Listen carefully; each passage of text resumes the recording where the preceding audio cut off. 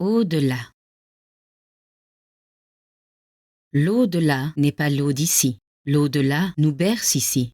Au-delà est ici ou là. Au-delà n'a pas toujours été le gabelou de l'après-vie. Petite, elle parcourait déjà le monde en quête d'équilibre et de mouvement. Des mouvements énergiques, cinétiques, concentriques, cycliques. Des mouvements qui nous inscrivent dans le vivant d'ici ou de là. Mais au-delà, qu'y a-t-il? Y a-t-il un après? Sommes-nous simplement dans un état de grâce? Un balbutiement où nous pensons être vivants? Une transition d'une forme de vie à une autre? Un état ou une dimension de vie à une autre?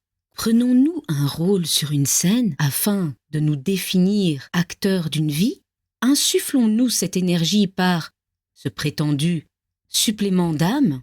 Guidons-nous ce corps, riche et complexe véhicule, telle une entité qui agit sur la matière qui à son tour nous répond? Sommes-nous comme l'univers surgi du néant que nous animons dans l'une ou l'autre direction, tel le Big Bang? Voilà, en quelques mots, ce qui agitait Aude. Le sens de la vie, de la mort, de l'éternité, de l'éphémère, du chaos, de l'équilibre.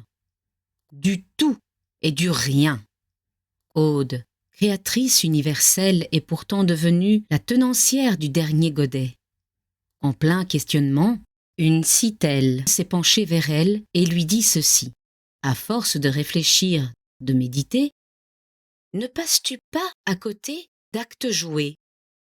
Penser, c'est bien, mais prends le temps de vivre, de t'émerveiller de ce qui t'entoure, de tout ce que tu vois et vis et perçois ce qui te lie à tes rencontres et découvertes. Le mouvement est la vie. Spirale féerique au rythme balbutiant ou effréné. Ressens la caresse du vent, l'eau tombant du ciel, les rayons de soleil, tout ce qui éveille la moindre partie de toi. Ressens la peur et dépasse-la. Agis. C'est ainsi qu'Aude franchit le pas. Elle se met à agir tant et tant. Elle s'engage à bord de la part d'ombre. Elle parcourt le monde.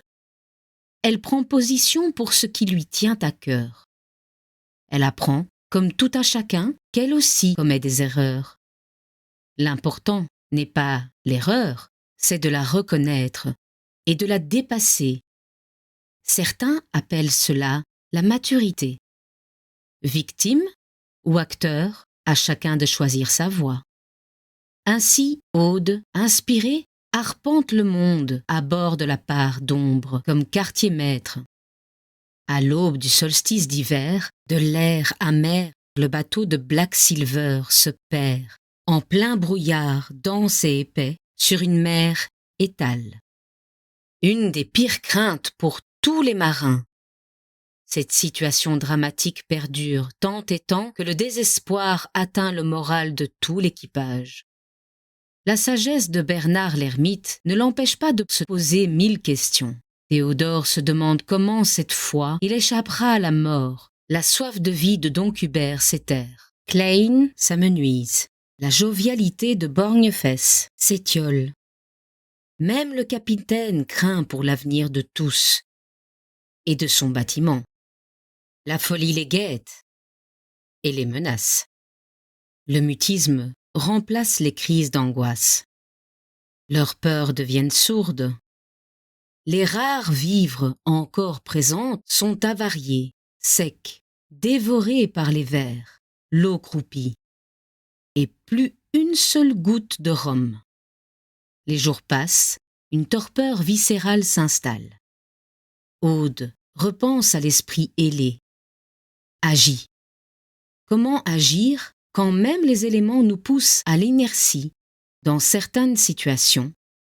Agir maladroitement est aussi insensé et risqué que de rester prostré. Comment parvenir à ce que la part d'ombre bouge enfin? C'est dans ses réflexions qu'elle entend une voix imperceptible, un déclic. Aude entonne une mélopée inconnue de tous, même d'elle-même. Elle monte sereine à la vigie, défiant les éléments. Ce chant, en langue inconnue des vivants, parle du cycle de la vie et de la mort. Est-ce ce chant, son action, ou simplement la fin de ce moment hors du temps? La mer reprend vie, les éléments se soulèvent et font place à un océan ensoleillé à bonne allure. La part d'ombre s'éveille, plus que l'espoir. La joie de vivre emplit le cœur et l'âme de tous. Aude a ainsi, sans le savoir, scellé son destin. Elle sera plus tard la tenancière du dernier godet, la gabelou du grand cycle. Mais cela est une autre histoire que je vous conterai peut-être plus tard. Pour l'instant, Aude est membre de la part d'ombre, et tous sont fiers de la compter parmi eux.